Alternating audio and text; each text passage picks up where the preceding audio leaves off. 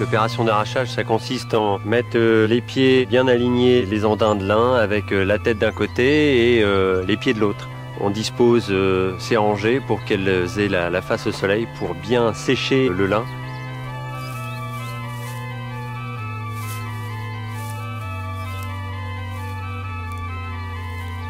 On sépare mécaniquement la fibre de l'écorce et on voit que finalement la fibre est à l'extérieur de l'écorce. Après quelques semaines au soleil, le lin est porté en coopérative pour sa première transformation, le teillage, qui permet d'extraire les fibres textiles.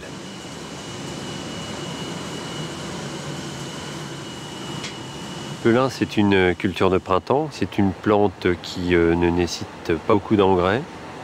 C'est une plante qui réagit beaucoup à la structure du sol. Qui dit structure de sol favorable, dit poussée régulière, homogène et tout au long du cycle des 110 jours que va avoir lieu la culture du lin. C'est un cycle assez court puisque si on la sème fin mars, début avril, on se retrouve fin juin, début juillet pour l'arrachage.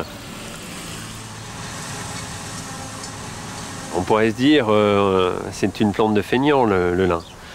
Eh bien, pas tout à fait quand même, parce qu'il y a quand même une préparation antérieure de structure de sol, de rotation. Le lin revient sur la même parcelle tous les 6 ans. Il y a des fondamentaux à respecter pour avoir une bonne culture de lin.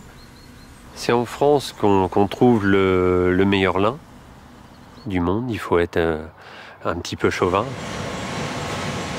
La plante textile sert à faire du fil et ce fil sert à faire des vêtements.